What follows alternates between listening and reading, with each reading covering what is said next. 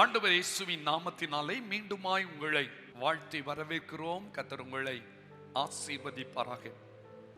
இந்த நாளிலும் ஆண்டவர் எனக்கு தந்த ஒரு நல்ல வார்த்தையே உங்களை உற்சாகமூட்டும்படியாய் கொண்டு வந்திருக்கிறேன். இந்த நாளின் செய்தியின் தலைப்பு வானத்தை திறக்கும் வல்லவர் என்பதாகும். வானத்திலே அப்படி என்ன இருக்கிறது?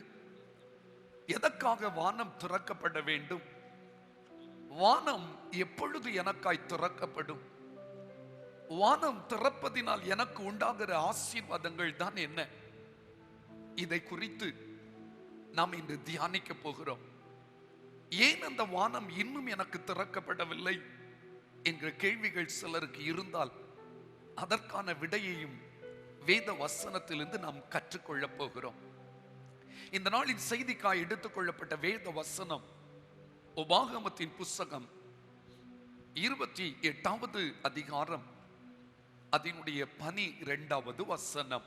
ஏற்ற காலத்தில் உன் தேசத்திலே மழை பெய்யவும், ஏற்ற காலத்தில் உன் தேசத்திலே மழை பெய்யவும், நீ கையிட்டு செய்யும் வேலைகளை எல்லாம் ஆசீர்வதிக்கவும், நீ கையிட்டு செய்யும் வேலைகளை எல்லாம் ஆசீர்வதிக்கவும், கர்த்தர் உனக்கு தமது நல்ல பொக்கிஷசாலையாகிய வானத்தை திறப்பார். தமது நல்ல பொக்கிஷசாலையாகிய வானத்தை திறப்பார். நீ அநேகம் ஜாதிகளுக்கு கடன் கொடுப்பாய். நீ அநேகம் ஜாதிகளுக்கு கடன் கொடுப்பாய். நீயோ கடன் வாங்காதிருப்பாய். நீயோ கடன் வாங்காதிருப்பாய். ஆண்டவருடைய நாமம் மகிமைப்படுவதாக. தேவனாகிய கர்த்தர் தம்முடைய ஜனத்துக்கு ஆசீர்வாதமான வார்த்தைகளை இந்த உபாகமத்தின் புஸ்தகம் 28வது அதிகாரம் 1வது வசனத்திலிருந்து 14வது வசனம் வரை எழுதி வைத்திருக்கிறார். இங்கே வானத்தை திறப்பார் என்ற ஒரு வார்த்தை வருகிறது. இந்த வானம் திறக்கப்பட்டால் என்ன மனுக்குலத்திற்கு நன்மை என்பதில் சிலவற்றை இதே வசனம் உள் அடக்கி வைத்திருக்கிறது. வானம் திறக்கப்பட்டால் தேசத்தில் மழை பெய்யுமா? வானம் திறக்கப்பட்டால் கையிட்டு செய்யும் வேலைகள் எல்லாம் ஆசீர்வதிக்கப்படுமா? வானம் திறக்கப்பட்டால் நீங்கள் கடன் வாங்க மாட்டீர்களாம், கடன் கொடுக்கிறவர்களாய் உயர்வடைவார்களாம். இந்த ஒரு வசனத்தை தியானிக்கும் பொழுதே வானம் திறந்தால் இவ்வளவு மேன்மையா? இந்த அநேகர் கடன் பிரச்சனையினால் கலங்கிக் கொண்டிருக்கிறீர்கள். கையின் பிரயாசங்களில் நஷ்டங்கள், தோல்விகள், இழப்புகளின் நிமித்தம் தடுமாறிக் கொண்டிருக்கிறீர்கள். இன்னும் ஆண்டவரே அந்த வானத்தை, அந்த பொக்கிஷ சாலையை எங்களுக்கு திறக்கவில்லையே என்ற ஏக்கத்தோடு காணப்படுகிறீர்கள். இன்று உங்கள் எல்லாருக்கும் ஒரு நல்ல செய்தி சொல்லுகிறேன். நம்முடைய ஆண்டவர் நீதி உள்ள தேவன். நம்முடைய ஆண்டவர் பட்சபாதம் இல்லாத தேவன். தம்முடைய வார்த்தைக்கு கீழ்ப்படுகிற பிள்ளைகள் எவரானாலும் சரி, அவர்கள் வாழ்விலே மழை என்கிற ஆசீர்வாதம், கையிட்டு செய்கிற எல்லாவற்றிலும் ஆசீர்வாதம், பொக்கிஷத்தை அவர் திறந்து தருவாராம். அநேக ஜாதிகளுக்கு கடன் கொடுக்கிறவர்களாய் உயர்த்துவாராம். கடன் வாங்காத நிலையை நமக்கு கட்டளையிடுவாராம். இதை வாசிக்கும் பொழுது எனக்குள்ள ஒரு வாஞ்சை, ஆண்டவரே எனக்கும் இந்த வானம் முழுமையாய் திறக்கப்பட வேண்டும். இந்த வானத்தை பற்றி நான் பைபிளை வாசித்த பொழுது ஏராளமான ரகசியங்கள் அதில் இருக்கிறது. அவைகளை குறித்து பிற்காலத்தில் வரும் நாட்களில் நாம் தியானிக்க போகிறோம். வானத்தை பற்றி நான் தியானித்த பொழுது அங்கே ஆண்டவர் அறைகளை கட்டி வைத்திருக்கிறாராம். ஆமோஸ் 9ஆம் அதிகாரம் 6வது வசனத்தை பாருங்கள். அவர் வானத்தில் தமது மேல் அறைகளை கட்டி என்று எழுதப்பட்டிருக்கிறது. வானத்திலே அறைகள் எனக்காக கட்டப்பட்டிருக்கிறது. சங்கீதம் 78:23 பாருங்கள்.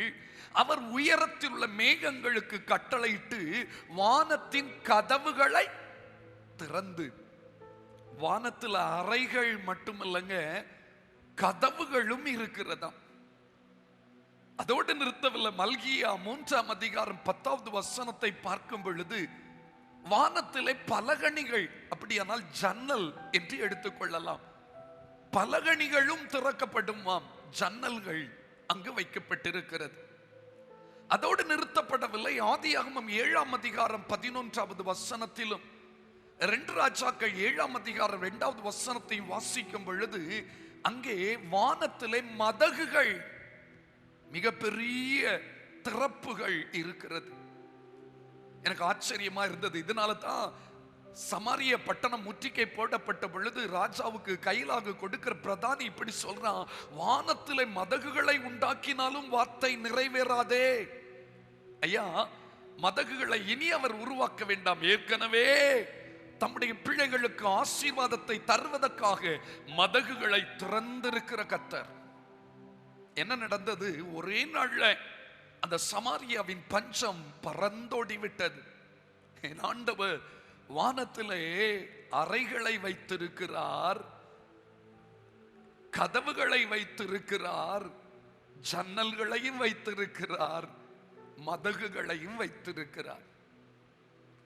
எதற்காக இவைகள் அங்கு இருக்கிறது என்று நான் தியானித்த பொழுது ஆதியாகமம் 49ஆம் அதிகாரம் அதனுடைய 25வது வசனத்தை, அதுல முக்கியமா அந்த சொல்லக்கூடிய வார்த்தையை மட்டும் நான் வாசிக்க விரும்புகிறேன். அவர் உயர வானத்திலிருந்து உண்டாகும் ஆசீர்வாதங்களினாலும். ஆதியாகமம் 49:25 அழகா சொல்லப்பட்டிருக்கிறது. வானத்திலிருந்து என்ன உண்டாகிறதா? ஆசீர்வாதம் உண்டாகிறது. அன்புக்குரியவர்களே, அப்படியானால் வானம் திறக்கப்படும் பொழுது அங்கிருந்து ஆசீர்வாதங்கள் இறங்கி வருகிறது. அதோடு நிறுத்திக் கொள்ளவில்லை. தொடர்ந்து உபாகமம் 33வது அதிகாரம் 13வது வசனத்தை வாசிக்கும் பொழுது, அது வானத்தின் செல்வத்தினாலும், போதும், அது வானத்தின் செல்வத்தினாலும். அப்ப வானத்துல ஆசீர்வாதம் மட்டுமல்ல, வானத்திலே எனக்காய் உங்களுக்காக அவர் செல்வங்களை வைத்திருக்கிறார். பலவித செல்வங்கள் எழுதப்பட்டிருக்கிறது. அந்த செல்வங்களை எல்லாம் ஆண்டவர் வைத்திருக்கிறார். சங்கீதம் 78:24 பாருங்கள்.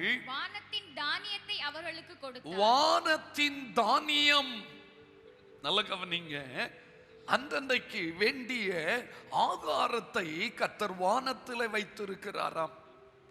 யாத்ராமத்தின் புஸ்தகம் 16வது அதிகாரம் 4வது வசனத்தை பாருங்கள். வானத்தில் என்ன இருக்கிறது? வானத்திலிருந்து அப்பம் வருஷிக்க பண்ணுவேன். வானத்திலிருந்து அப்பம் வருஷிக்க பண்ணுவேன். அப்படியானால் வானத்தில் என்ன இருக்குது? அப்பம் இருக்கிறது. அது மட்டுமா? ஏசாயா 55வது அதிகாரம் 10வது வசனம், மாரியும் உறைந்த மழையும், மாரியும் உறைந்த மழையும் வானத்திலிருந்து இறங்கி அவ்விடத்துக்கு திரும்பாமல் பூமியை நனைத்து அதில் முளை கிளம்பி விளையும்படி செய்து விதைக்கிறவனுக்கு விதையையும் புசிக்கிறவனுக்கு ஆகாரத்தையும் கொடுக்கிறது எப்படியோ. போதும் பாருங்க, வானத்துல என்ன இருக்குதா? மழை இருக்குது. அந்த மழை எதற்கு தெரியுமா? பூமியின் வறட்சியை மாற்றுவதற்கு. அந்த மழை எதற்கு தெரியுமா? பூமிக்குள் இருக்கிற விதைகளை முளைக்க செய்வதற்கு. அந்த மழை எதற்கு தெரியுமா? பூமியில் முளைத்த விருட்சங்களில் விளைச்சலை வரும்படி செய்வதற்கு, விதை கொடுப்பதற்கு, ஆகாரத்தை கொடுப்பதற்கு, மொத்தத்தில் ஒரு மனிதனுடைய தனிப்பட்ட குடும்ப வாழ்வின் அத்தனை தேவைகளையும் சந்திப்பதற்குரிய அத்தனை ஆசீர்வாதங்களும் வானத்தில் இருக்கிறது. எரேமியா 10ஆம் அதிகாரம் 13வது வசனத்தை பாருங்கள். அவர் சத்தமிடுகையில் வானத்திலே திரளான தண்ணீர் உண்டாகிறது. போதும், அவர் சத்தமிடுகையில் வானத்திலே திரளான தண்ணீர் உண்டாகிறது. கொஞ்சம் பைபிளை படித்து பார்த்தா நம்ம மெய் சிலிர்த்து போவோம். அவ்வளவு ஆசீர்வாதங்களை தேவன் தம்முடைய பிள்ளைகளுக்காக வானத்திலே ஆயத்தப்படுத்தி வைத்திருக்கிறார். வானத்தை எனக்காக தேவன் திறப்பேன் என்று வாக்கு பண்ணுகிறார். ஒரு விசை கூட அந்த வசனத்தை நாம் வாசிக்க கேட்போமா? உபாகமம் 28வது அதிகாரத்தை திருப்பிக் கொள்ளுங்கள். எல்லாருக்கும் தெரிந்த அந்த 12வது வசனம். ஏற்ற காலத்தில் உன் தேசத்திலே மழை பெய்யும். ஏற்ற காலத்திலே உன் தேசத்திலே மழை பெய்யவும், நீ கையிட்டு செய்யும் வேலைகளை எல்லாம் நீ கையிட்டு செய்யும் வேலைகளை எல்லாம் ஆசீர்வதிக்கவும் கர்த்தர் உனக்கு தமது நல்ல பொக்கிஷசாலையாகிய வானத்தை தமது நல்ல பொக்கிஷசாலையாகிய வானத்தை திறப்பார். நீ அநேகம் ஜாதிகளுக்கு கடன் கொடுப்பாய். நீ அநேகம் ஜாதிகளுக்கு கடன் கொடுப்பாய். நீயோ கடன் வாங்காதிருப்பாய். நீயோ கடன் வாங்காதிருப்பாய். அப்படியானால் வானத்தை தேவன் திறந்தால் மழை பொழியுமாம். அதாவது வறட்சி நிலை, தரித்திர நிலை மாறிவிடுகிறது. வானம் திறக்கப்படும் பொழுது கையிட்டு செய்கிற எல்லாம் ஆசீர்வாதமாகிறது. வானம் திறக்கப்படும் பொழுது நாம் கடன் கொடுக்கக்கூடிய நிலைக்கு தரம் உயர்த்தப்படுகிறோம். இவ்வளவு மேன்மையானவற்றை கர்த்தர் தமது நல்ல பொக்கிஷசாலையாகிய வானத்திலே வைத்திருக்கிறார். வேதம் சொல்லுகிறது, பூமியும் சொல்லுங்க அதின் நிறைவும் உலகமும் அதின் குடிகளும் கர்த்தருடையது. கர்த்தருடையதெல்லாம் நம்முடையது தானே. ஆண்டவர் அந்த வானத்தில் வைத்திருக்கிற ஆசீர்வாதங்களை நமக்கு திறந்து தருவதற்கு ஆயத்தமாயிருக்கிறார். அப்படியானால் ஏன் என்னுடைய வாழ்வில் இன்னும் எதிர்பார்த்த செழிப்பு வரவில்லை? ஏன் இன்னும் என் கையின் பிரயாசங்கள் பலனுள்ளதாய் மாறவில்லை? அப்படியானால் ஏன் நான் இன்னும் கடன் வாங்கி கொண்டிருக்கிறேன்? கடன் கொடுப்பா என்று சொல்லி இருக்கிறாரே, அந்த நிலையை என்னால் எட்ட முடியாததற்கு காரணம் என்ன? வேதத்தை நாம் வாசித்து பார்த்த பொழுது சில இடங்களிலே வானத்தை கர்த்தர் அடைத்து வைத்திருக்கிறார் என்று எழுதப்பட்டிருக்கிறது. திறக்கிற தேவன் தான். ஆனால் சில காரியங்கள் நம்முடைய வாழ்விலே அவர் ஏற்றுக்கொள்ளதாய் இல்லாதபடியினாலே திறக்கிற கர்த்தர் அந்த வானத்தை அடைத்து விட்ட ஒரு வேதனையான சூழ்நிலைமையை வேதம் நமக்கு காண்பித்து தருகிறது. 3 காரியத்தை ஆண்டவர் வானத்தை அடைத்து விட்டது எதினால், எப்படி இருந்தால் அந்த வானம் எனக்கு திறக்கப்படும் என்பதை புரிந்து கொள்வதற்கு நான் உங்களுக்கு காண்பிக்க விரும்புகிறேன். அதற்கு ஆதாரமாக 1 ராஜாக்களின் புஸ்தகம் 8வது அதிகாரம் 35 மற்றும் 36வது வசனத்திலும் 2 நாளாகமம் 6வது அதிகாரம் 26, 27 வசனங்களையும் வாசிக்கும் பொழுது ஒரே காரியம் 2 இடத்தில் எழுதப்பட்டிருக்கிறது. வாசிக்க கேட்போமா? ஏன் வானம் திறக்கப்பட வேண்டிய வானம் அடைக்கப்பட்டிருக்கிறது? வாசித்து பாருங்கள்.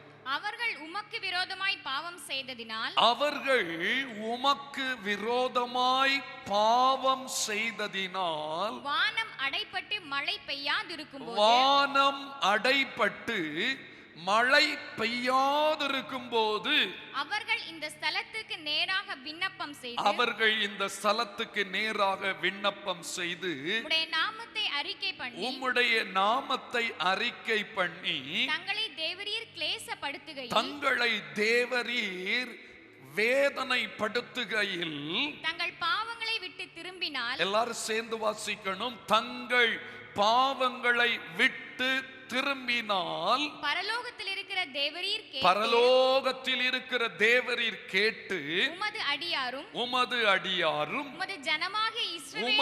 ஜனமாகிய இஸ்ரவேலும் செய்த பாவத்தை மன்னித்து, அவர்கள் நடக்க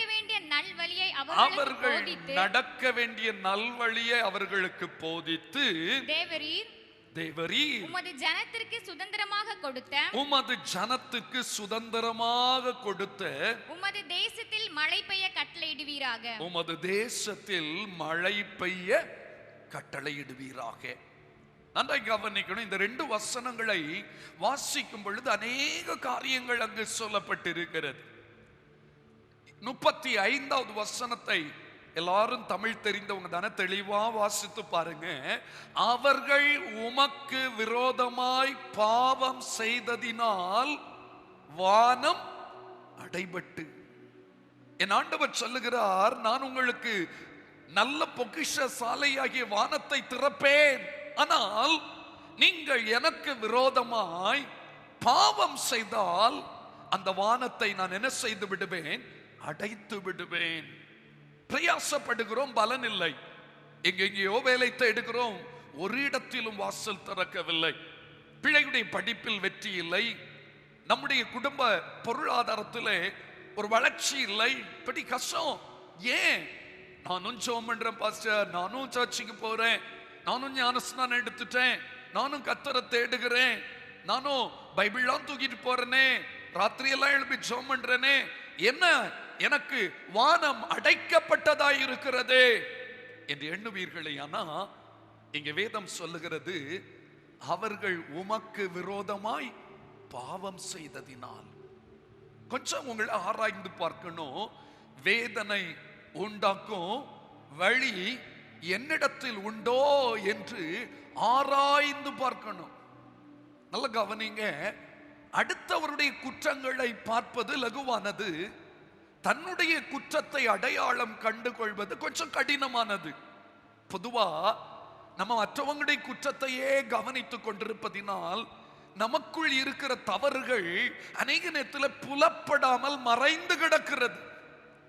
ஆண்டவருக்கு பிரியமில்லாத ஏதாயிலும் ஒரு பாவம் நமக்குள்ளே இருந்தால் கூட நம்முடைய குடும்பத்துக்கு வர வேண்டிய அந்த வானத்தின் வாசல் அடைக்கப்படக்கூடிய ஆபத்து இருக்கிறது. அருமையான உள்ளே, நீங்க சொல்லலாம், நான் கெட்ட வார்த்தை பேச மாட்டேன், குடிக்க மாட்டேன், சினிமா பார்க்க மாட்டேன், அப்படிலாம் சொல்லுவீங்க. சர்ச்சுக்கு போறேன், ஜெபம் பண்றேன், அது மட்டும் போதாதுங்க.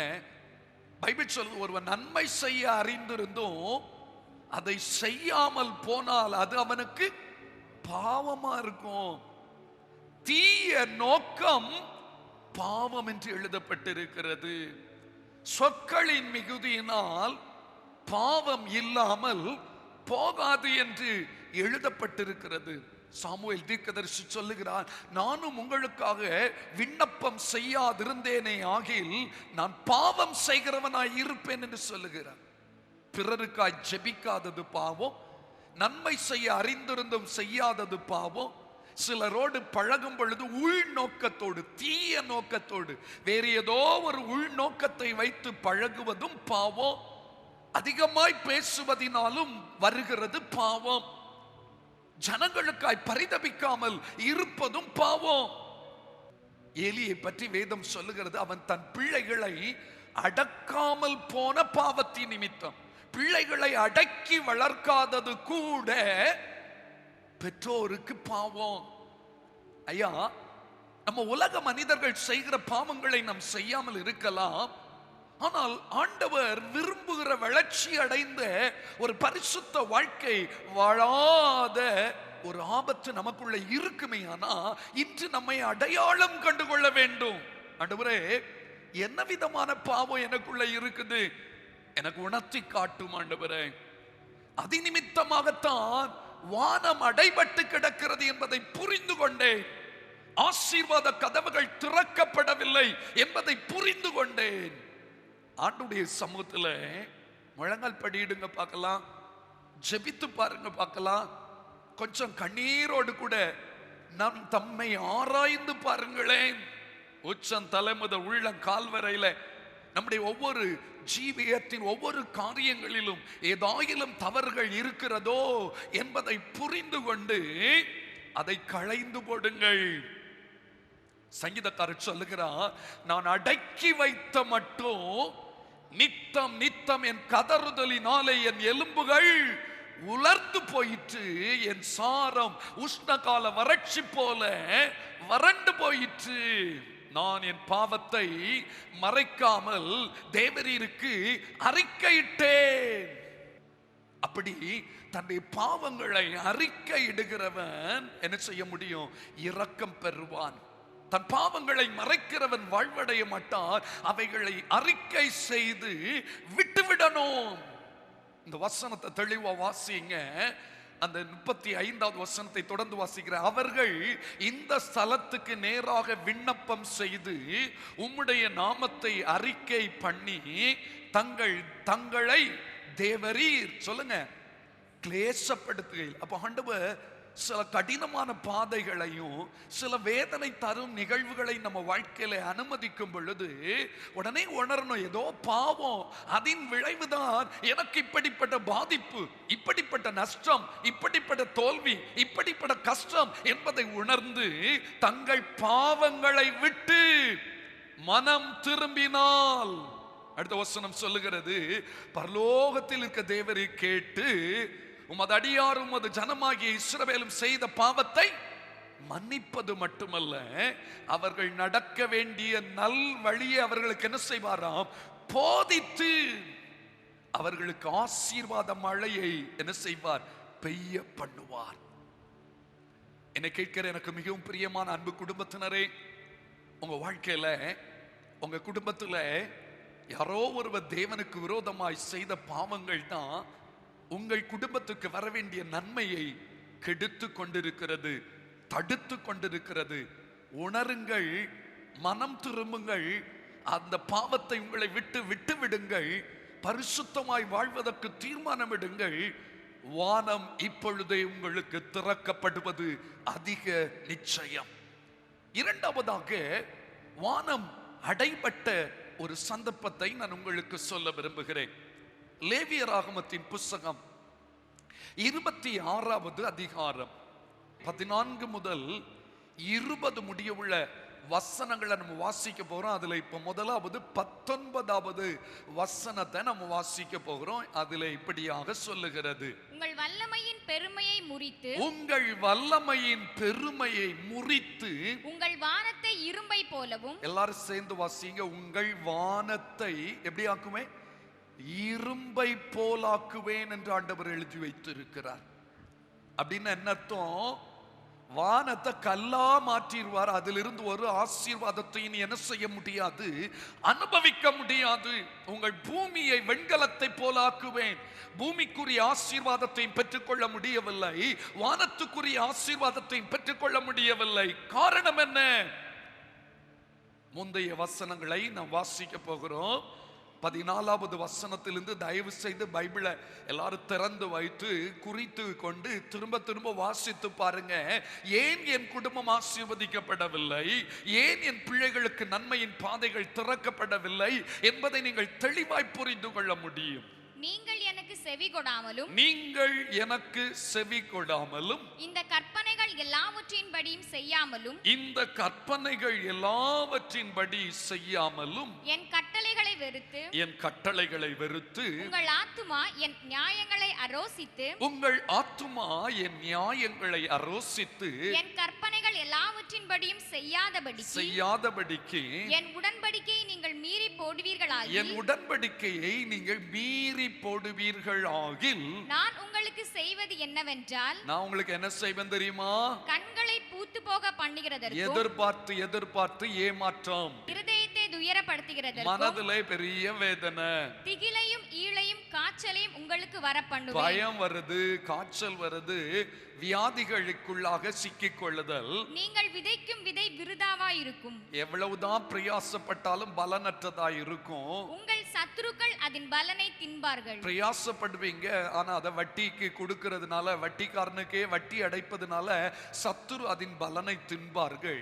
நான் உங்களுக்கு விரோதமாக என் முகத்தை திருப்புவேன், நான் உங்களுக்கு விரோதமாக என் முகத்தை திருப்புவேன். உங்கள் சத்துருக்களுக்கு முன்பாக முறியடிக்கப்படுவீர்கள், உங்கள் சத்துருக்களுக்கு முன்பாக முறியடிக்கப்படுவீர்கள். உங்கள் பகைஞர் உங்களை ஆளுவார்கள், துரத்துவார் இல்லாதிருந்தும் ஓடுவீர்கள், இவ்விதமாய் நான் உங்களுக்கு செய்தும், இவ்விதமாய், நல்ல கவனிக்கணும், நிறுத்திக் கொள்ளலாம். பிரச்சனைக்கு மேல பிரச்சனை. என்ன விஷயம்? ஏன் வானம் இரும்ப மாறிச்சு? ஏன் வானத்திலிருந்து நமக்கு பதில் வரவில்லை? ஏன் வானத்திலிருந்து நமக்கு ஒத்தாசை வரவில்லை? ஏன் வானத்திலிருந்து நமக்கு ஆசீர்வாதம் வரவில்லை என்று சொன்னா, நம்ம ஆண்டவருடைய கற்பனைகளுக்கு, வேத வசனத்துக்கு செவி கொடுக்கவில்லை. ஒவ்வொரு நாளும் பைபிள் வாசிக்கிறோம், அந்த வசனத்தின்படி வாழ்வதற்கு நம் வாழ்க்கையை ஒப்பு கொடுத்தோமா? இன்னும் கசப்பு, இன்னும் வைராக்கியம், இன்னும் எரிச்சல், இன்னும் கோபம், இன்னும் பிடிவாதம், இன்னும் மாய்மாலம். எதனால தான் அடிமேல் அடி, கஷ்டத்தின் மேல் கஷ்டம், நஷ்டத்தின் மேல் நஷ்டம் வந்து கொண்டிருக்கிறது. அநேகருக்கு குடும்ப வாழ்விலே கஷ்டங்கள் நஷ்டங்கள் வந்தா உணர்வடைவதே இல்லை. உடனே சொல்லிடுவாங்க பெரிய பரிசுத்தவான் மாதிரி, யோபுவை போல ஆண்டவர் என்ன சோதிக்கிறார். கிடையாது. எப்போதும் அப்படியே எடுத்துக்கொள்ளக்கூடாது. சில நேரத்தில் கஷ்டங்கள் நஷ்டங்கள் இழப்புகள் பிரச்சனைகள் தொடர்ந்து வருகிறது என்றால் அது ஏதோ ஒரு பிரமாணத்துக்கு, ஏதோ ஆண்டவர் உணர்த்தின வசனத்துக்கு, ஆண்டவருடைய கட்டளைக்கு நான் செவி கொடுக்கல. பாருங்க 18வது வசனத்தை பாருங்க. இவ்விதமாய் நான் உங்களுக்கு செய்தும். நிறைய பிரச்சனைகள் உங்க வாழ்க்கையில வருது, நிறைய நெருக்கடிகள் உங்க வாழ்க்கையில வருது. அதுக்கப்புறமும் நீங்கள் எனக்கு செவி கொடாதிருந்தால், உணர்வடையாமல் இருந்தால், கீழ்ப்படியாமல் இருந்தால், உங்கள் பாவங்களின் நிமித்தம் பின்னும் ஏளத்தனையாக உங்களை தண்டித்து 19வது வசனம் இப்பதான் பாருங்க, உங்கள் வல்லமையின் பெருமையை முறிச்சிருவேன். சிலருக்கெல்லாம் பெருமை, எத்தனை பிரச்சனை வந்தாலும் சமாளித்துட்டு இருக்கிறோம் அப்படி என்ற ஒரு பெருமை. ஆண்டவர் சொல்ல, ஒரே நாள் தான் உங்க வல்லமையின் பெருமையை முறித்து உங்கள் வானத்தை எப்படி மாற்றிடுவேன்? இரும்பை போலவும் உங்கள் பூமியை வெண்கலத்தை போலவும் ஆக்குவேன். உங்கள் பலன் விருதாவிலே செலவழியும். உங்கள் தேசம் தன் பலனையும் தேசத்தின் மரங்கள் தங்கள் கனிகளையும் என்ன செய்ய மாட்டாது? கொடுக்க மாட்டாது. அன்பான தெய்வ ஜனமே, இந்த செய்தியை கேட்டுக்கொண்டிருக்கிற உங்க வாழ்க்கையை கொஞ்சம் ஆராய்ந்து பாருங்க.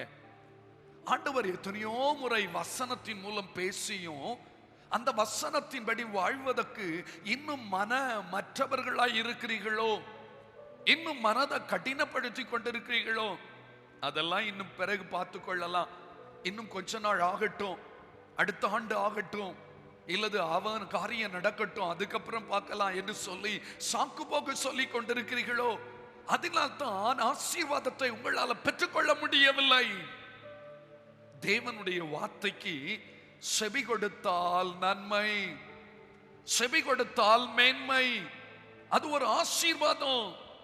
இன்று என்னதான் குடும்பத்தில் பிரச்சனைகள் வந்தாலும் சிலர் தங்களுடைய பாவம், தாங்கள் வசனத்துக்கு கீழ்ப்படியாத நிலைதான் என்பதை உணர மறுக்கிறார்கள்.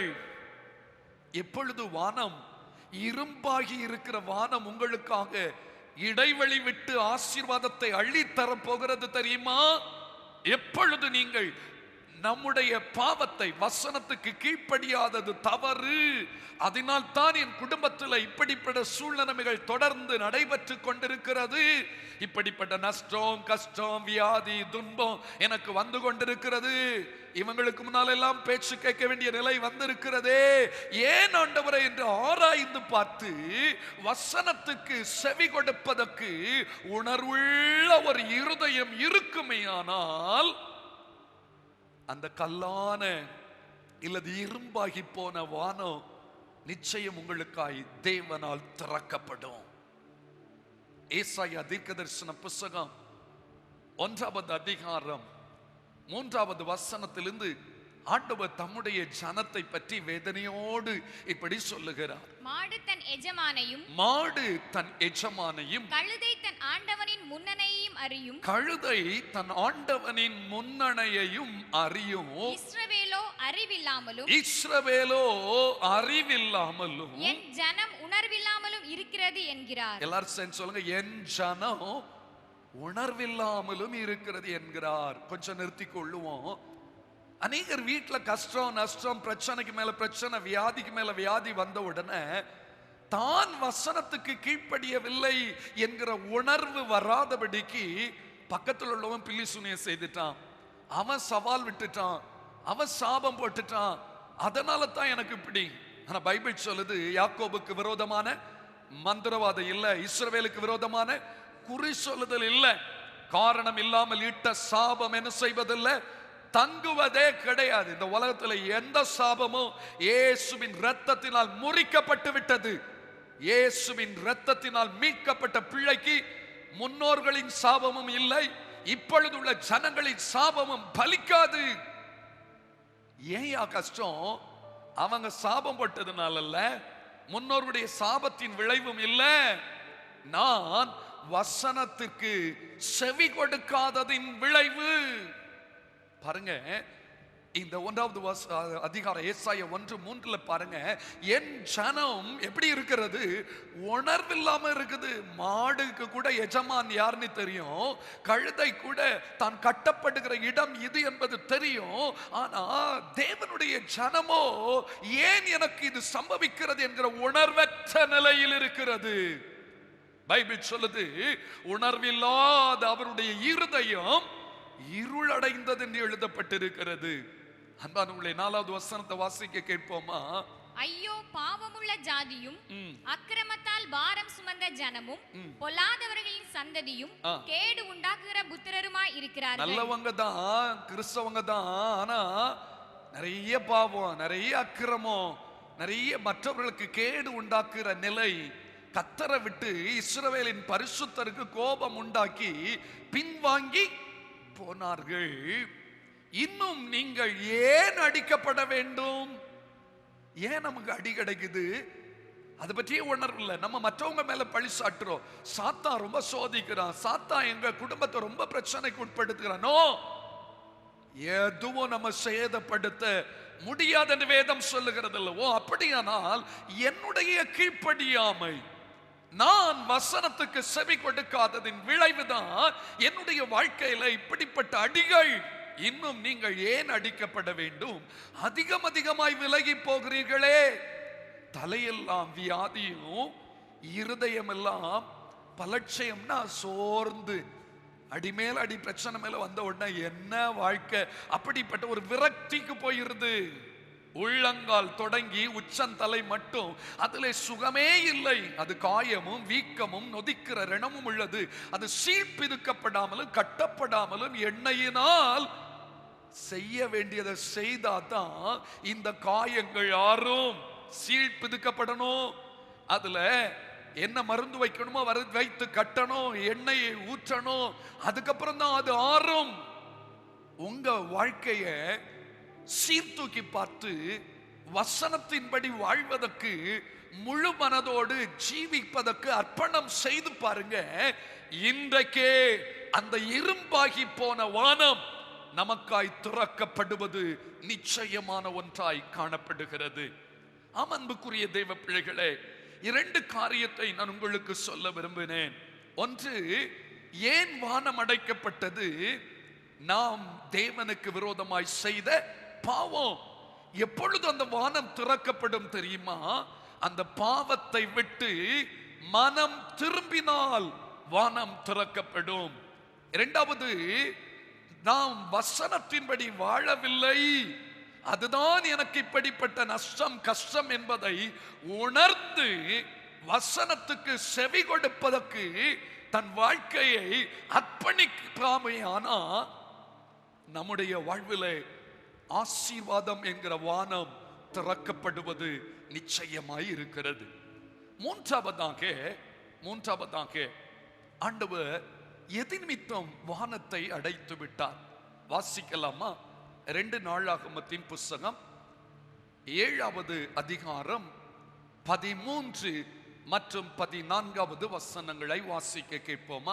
நான் மழை இல்லாதபடிக்கு வானத்தை அடைத்து, நல்ல கவனிங்க, நான் மழை இல்லாதபடிக்கு வானத்தை அடைத்து, அல்லது தேசத்தை அழிக்க வெட்டுக்கிளிகளுக்கு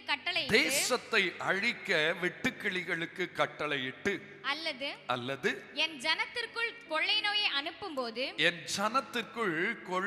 நோயை அனுப்பும்போது 13வது வசனத்தை பாருங்க. நான் மழை இல்லாதபடிக்கு வானத்தை அடைத்து, இல்லது அழிவு, வெட்டுக்கிளிகளினால வறட்சி, இல்லது ஜனத்துக்குள் கொள்ளை நோய். இந்த கொள்ளை நோயை பற்றி நம்ம தேசத்துல கொள்ளை நோய் வந்த உடனே எல்லாரும் இந்த வசனத்தை பல இடங்கள்ல பிரசங்கிக்க கேட்டோம், நானும் பிரசங்கித்தேன். ஏன் நம்முடைய தேசத்திலே மழை இல்லை, ஆசீர்வாதம் இல்லை? ஏன் நம்முடைய குடும்பத்துக்கு வானம் அடைக்கப்பட்டு கிடக்கிறது? ஏன் நம்முடைய பிரயாசங்களில் எல்லாம் தோல்வி, நஷ்டம், பலனற்ற தன்மை? ஏன் நமக்கு இப்படிப்பட்ட வியாதிகள்? ஆண்டவர் சொல்றார், இப்படிப்பட்ட சூழ்நிலைய நான் உங்களுக்கு அனுமதிக்கும் பொழுது, அனுப்பும் போது நீங்க என்ன செய்யணுமா? அந்த அடைக்கப்பட்ட வானம் திறக்கணும்னா என்ன செய்யணும்? அந்த இழந்து போன ஆசீர்வாதத்தை நீங்க திரும்ப பெற்றுக்கொள்ளணும்னா என்ன செய்யணும்? இந்த கொள்ளை நோயின் தாக்கத்திலிருந்து விடுபடணும்னா என்ன செய்யணும்? ஆண்டவர் சொல்றது பாருங்க, 14வது வசனம். என் நாமம் தரிக்கப்பட்ட, என் நாமம் தரிக்கப்பட்ட என் ஜனங்கள் தங்களை தாழ்த்தி ஜெபம் பண்ணி, ஜெபம் பண்ணி என் முகத்தை தேடி தங்கள் பொல்லாத வழிகளை விட்டு திரும்பினால், அப்பொழுது பரலோகத்தில் இருக்கிற நான் கேட்டு அவர்கள் பாவத்தை மன்னித்து அவர்கள் தேசத்துக்கு சேமத்தை கொடுப்பேன். எல்லாரும் சேர்ந்து சொல்லுங்க, அவர்கள் தேசத்துக்கு சேமத்தை கொடுப்பேன். எப்போ இந்த அடைக்கப்பட்ட வானம் திறக்கும்? எப்போ இந்த கொள்ளை நோயின் தாக்கம் முற்றிலும் அற்று போகும்? அவருடைய நாமம் தரிக்கப்பட்ட ஜனங்கள் செய்ய வேண்டியதை செய்தாதான் அடைக்கப்பட்ட வானம் திறக்கும்.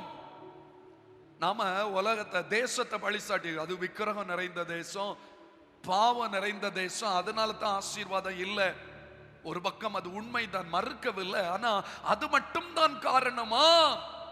ஆண்டவர் சொல்லுகிறார், என் நாமம் தரிக்கப்பட்ட என் ஜனங்கள், ஏன் பிழைங்க செய்ய வேண்டியதை செய்யணும். ஐயா, யாரையோ சுட்டி காண்பிப்பதை விட்டு என் நிமித்தம் தான் வானம் அடைபட்டு கிடக்கிறது. ஆண்டவர் சொன்னாரே, நான் உனக்கு என்னுடைய நல்ல பொக்கிஷ சாலையாகிய வானத்தை திறப்பேன் என்று சொன்னாரே. அந்த வாக்குத்தத்தம் என் வாழ்வில் நிறைவேறாததுக்கு காரணம், ஆண்டவருடைய நாமம் தரிக்கப்பட்ட நான் தான். நான் என்ன செய்யணும்? என்னை தாழ்த்தணும். எல்லாரும் சேர்ந்து சொல்லுங்க, என்ன செய்யணும்? தாழ்த்தணும். நான் அப்படின்னு சொல்றதை விட்டுறணும். என்னால நடந்துரும், எல்லாம் என்னால தான், ஏன் ஞானம் தான், நான் தானே அந்த இடத்துல ஞானமா பதில் சொன்னேன், நான் தானே இந்த பிசினஸ் ஞானமா நடத்தினேன். இப்படி சொல்லி பெருமை, ஆண்டவரை அறிந்த ஜனத்துக்குள் இருக்கிற பெருமை தான் ஆசீர்வாதத்தை தடுத்து நிறுத்தி கொண்டிருக்கிறது. எல்லாரும் ஒரு முறை நம்ம ஆராய்ந்து பார்ப்போம். ஐயா, என் திறமையா எல்லாம் குப்பை, என் ஞானம் ஒண்ணும் இல்லை. எப்போ அதை ஒரு மனிதன் உணர்றானோ, எப்போ நான் ஒன்று இல்லை என்று தன்னை தாழ்த்துறானோ, அப்பொழுது கர்த்தர் நம்முடைய கரத்தை பிடித்து உயர்த்துவதற்கு அவர் உண்மை உள்ளவராய் காணப்படுகிறார். ஹல்லேலூயா. எல்லாரும் சேர்ந்து சொல்வோமா? நான் என்று சொல்ல எனக்கொன்றும் இல்லை, தரமன்னு சொல்ல என்னிடம் எதுவும் இல்லை. நான் என்று சொல்ல எனக்கொன்றும் இல்லை, தரமன்னு சொல்ல என்னிடம் எதுவும் இல்லை. தகுதியில்லா என்னை உயர்த்தினது உங்க கிருபை, உங்க கிருபை இல்லைன்னா நானும் இல்லை. உங்க கிருபை இல்லைன்னா நானும் இல்லை. உங்க கிருபை வேண்டுமே, உங்க கிருபை போதுமே. உங்க கிருபை இல்லாம நான் ஒன்றும் இல்லை. உங்க கிருபை வேண்டுமே, உங்க கிருபை போதுமே. உங்க கிருபை இல்லாம நான் ஒன்றும் இல்லை. இயேசுவே.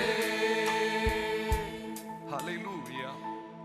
எந்த ஒரு தேவ பிள்ளை தன்னால ஒன்றும் முடியாத ஆண்டவரே, நான் ஒன்றும் இல்லை என்று உணர்ந்து தன் படிப்பு, தன் திறமை, தன் ஞானம், தன் பல, தன் சுயநீதி எல்லாவற்றையும் ஆண்டவருக்கு முன்னால குப்பை என்று எண்ணுகிறானோ, அந்த நேரத்துல தான் ஆண்டவர் வானத்தை நமக்காக திறக்கிறவராய் காணப்படுகிறார். வேதம் அழகா சொல்லுகிறது. 138ஆம் சங்கீதம் 6வது வசனம், எல்லாருக்கும் தெரிந்த வசனம் தான். கர்த்தர் உயர்ந்தவராயிருந்தும் கர்த்தர் உயர்ந்தவராயிருந்தும் தாழ்மை உள்ளவனை நோக்கி பார்க்கிறார். தாழ்மை உள்ளவனை நோக்கி பார்க்கிறார். மேட்டிமையானவனையோ தூரத்திலிருந்து அறிகிறார். எல்லாரும் சேர்ந்து சொல்லுங்க, தூரத்திலிருந்து அறிகிறார். எனக்குள்ள எங்கேயாயிலும் ஒரு சிறு பெருமை இருந்தாலும் அதையும் அறிகிற தேவன்.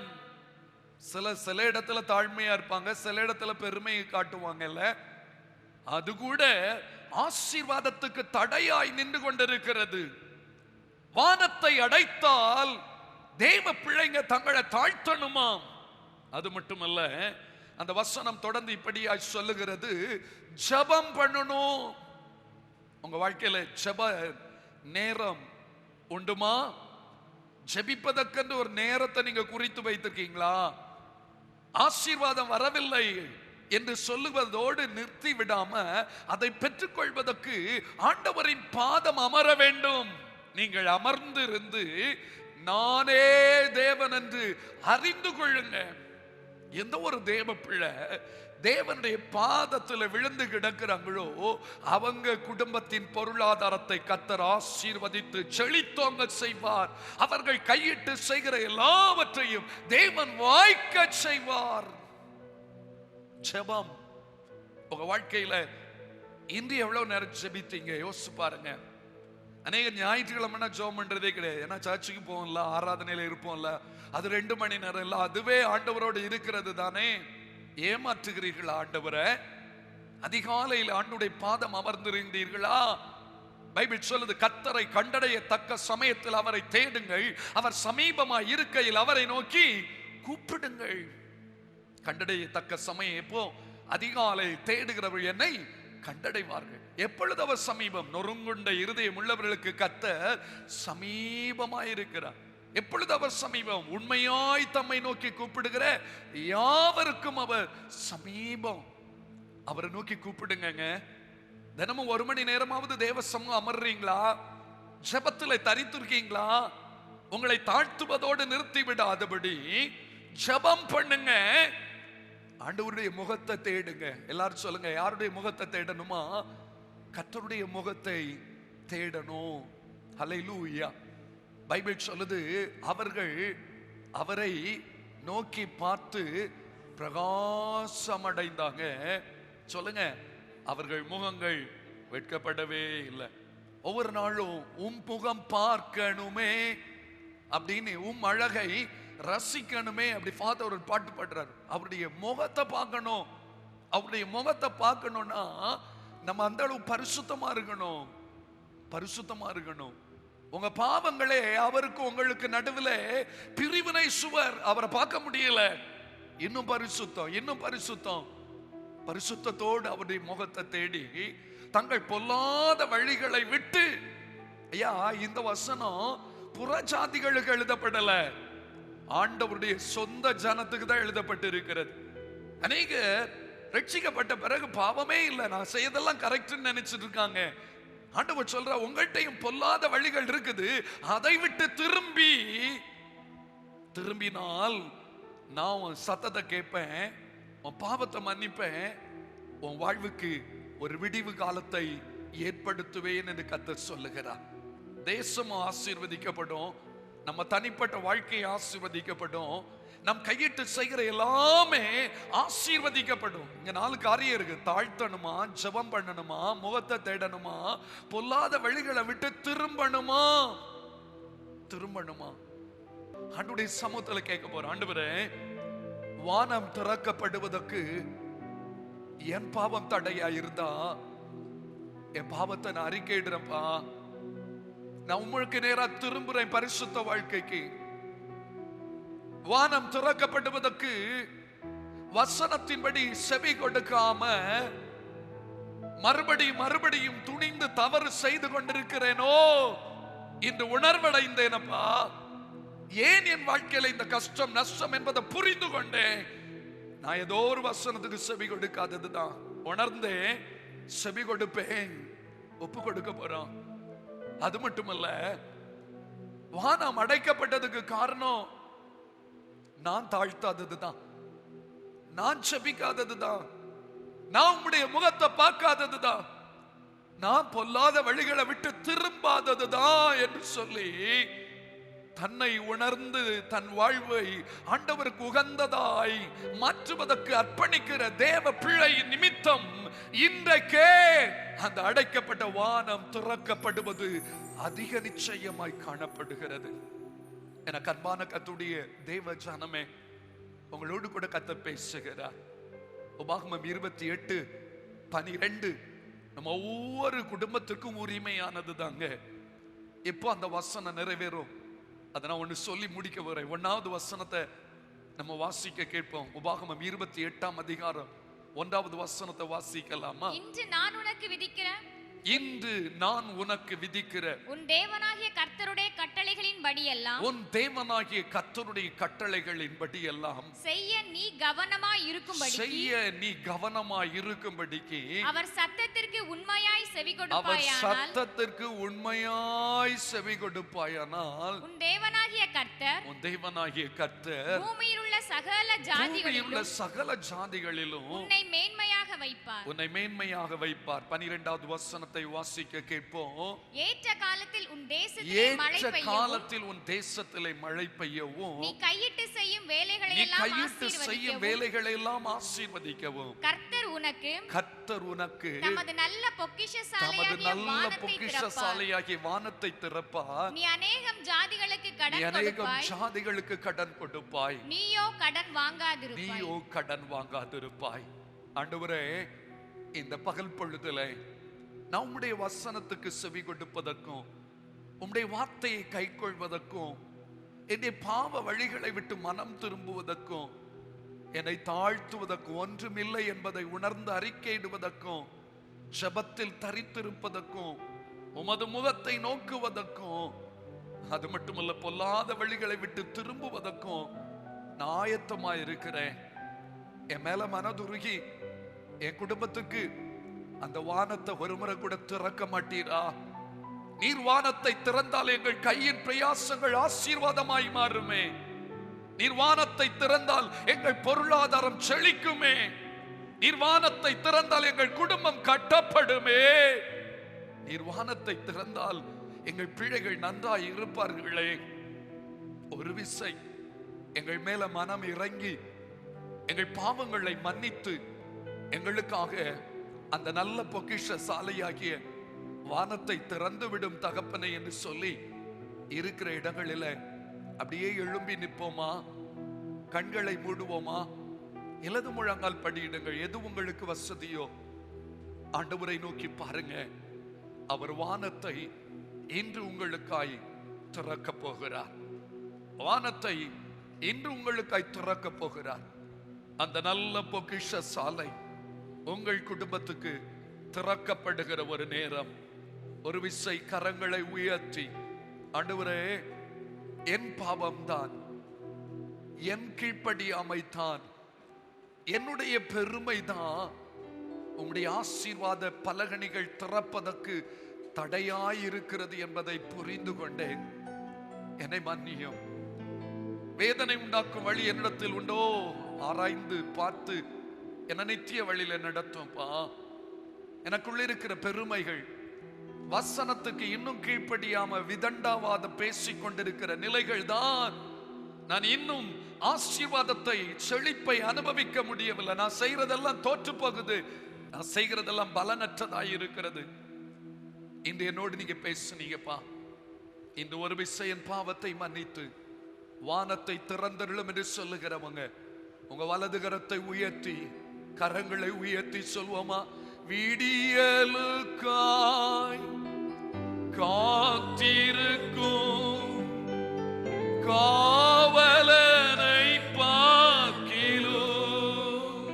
சொல்லலாமா? விடியலுக்காய் காத்திருக்கும் காவலனை பார்க்கிலோ. என் நெஞ்சம்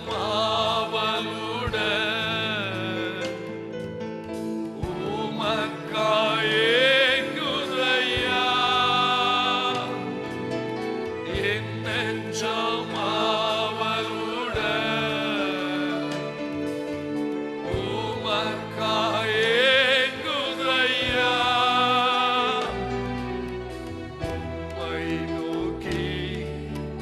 கதறுவீரே விரைவாய் உதவி செய்யும். எல்லாரும் சேர்ந்து பாடுவோமா? உம்மை நோக்கி கதறுவீரே விரைவாய் உதவி செய்யும். தூபம் போல் என் ஜெபங்கள் ஏற்றுக்கொள்ளும் ஐயா.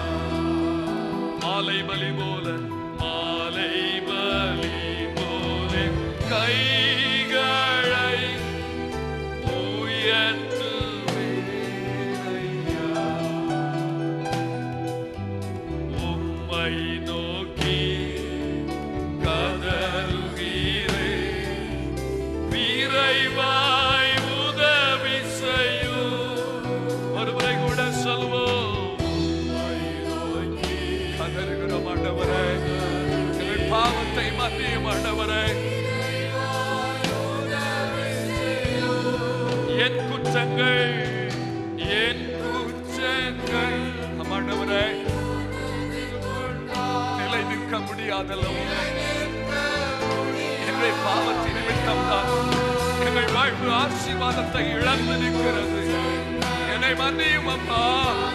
எங்கள் குடும்பத்தின் மேல் மனம் இறங்கும் ஆண்டவரே. எங்கள் பிள்ளைகளுடைய பாவமானாலும் மன்னியும். ஒருவேளை புருஷனுடைய பாவமா, மனைவியுடைய பாவமா, வாலிப பிள்ளைகளுடைய பாவமா, என்னை மன்னியும் ஆண்டவரே. எங்களை மன்னியும் அப்பா. ஒரு விஷயம் எங்கள் குடும்பத்தின் மேல மன்னிப்பு தாரும் ஆண்டவரே. இரக்கம் செய்யும் அப்பா. எங்கள் குடும்பம் ஆசீர்வதிக்கப்படும் ஆண்டவரே. எங்கள் குடும்பம் ஆசீர்வதிக்கப்படட்டும். எங்களை ஒப்புக் கொடுக்கிறோம் ஆண்டவரே. எங்களை ஒப்புக் கொடுக்கிறோம் ஆண்டவரே. நான் பாவிதான், நான் குறை உள்ளவன் தான். என்னை மன்னியும் ஆண்டவரே.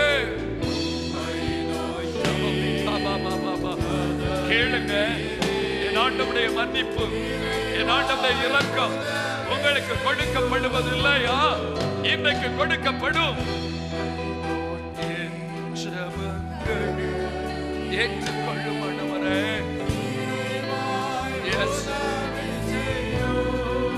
தூபம் போல ஜெபங்கள்,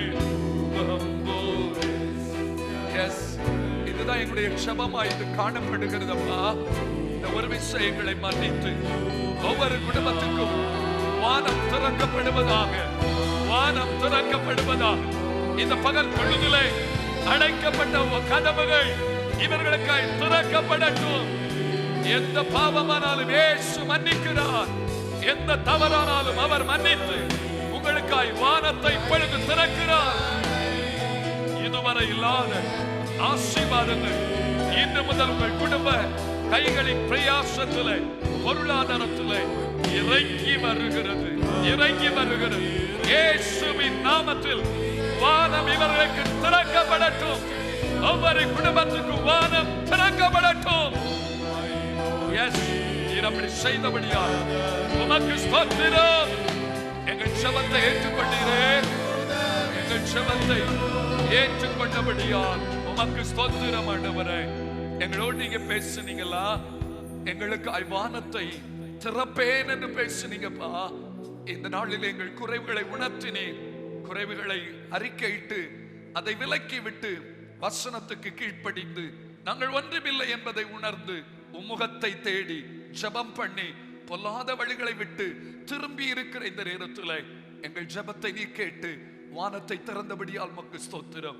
இந்த ஆராதனையில் பங்கெடுத்த ஒவ்வொருவரோடு நீங்க பேசுனீங்க, ஒவ்வொரு குடும்பத்தை நீங்க உணர்த்துனீங்க, ஒவ்வொருவருக்குள்ளையும் ஒரு ஆழமான மனம் திரும்புதலை கட்டளையிட்டு இருக்கீங்க. அவங்க திரும்பி இருக்கிறாங்க. மனம் திரும்பினபடினாலே என் தேவன் இவர்களுக்காக ஆசீர்வாத பலகணிகளை திறந்து விட்டபடியால் ஸ்தோத்திரம். கையிட்டு செய்கிற ஒவ்வொரு காரியத்திலும் உம்முடைய ஆசீர்வாதம் ஆச்சரியமாய் இறங்கி வருகிறபடியால் ஸ்தோத்திரம். செய்கிற வேலை, தொழில், வியாபாரங்களை வர்த்திக்க பண்ணும். பிள்ளைகளுடைய படிப்பை ஆசீர்வாத ஞான புத்தி விவேகம் கொடுங்கப்பா. இந்த ஆராதனையிலே பங்கெடுத்த பெரியோர், சிறியோர், முதியோர் அனைவரையும் ஆசீர்வதிக்கிறோம். சமீபத்திலும் தூரத்திலும் தூர தேசங்களிலும் இருக்கிற எங்களுடையவர்களை கர்த்தர் ஆசீர்வதிப்பீராக. உம்முடைய நாமத்திலே தெய்வ ஜனத்தை ஆசீர்வதிக்கும் பொழுது வானம் இவர்களுக்காய் திறக்கப்பட்டதை வெளியரங்கமாய் விளங்கச் செய்யும். உமக்கே மகிமை செலுத்துகிறோம். எங்களோடு கூட இருப்பவரும் எங்களுக்காக தமது நல்ல பொக்கிஷசாலையாகிய வானத்தை திறந்து கடன் கொடுக்கிறவர்களாய் உயர்த்துகிற உன்னதர் இயேசுவின் நாமத்தில் ஆசீர்வதித்து ஜெபிக்கிறோம். ஜெபம் கேளும் ஜீவனுள்ள நல்ல பிதாவே, ஆமென்.